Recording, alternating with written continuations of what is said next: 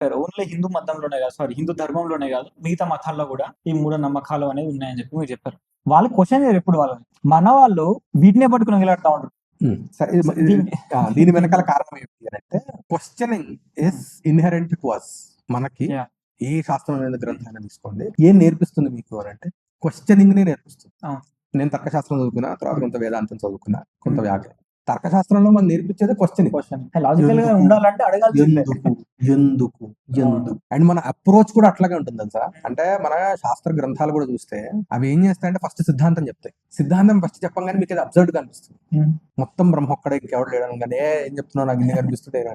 So what you start questioning. అసలు అవి frame కూడా, డిజైన్ కూడా ఎలా చేశారు అని అంటే మీకు క్యూరియాసిటీ లేపేటట్టు డిజైన్ చేశారు.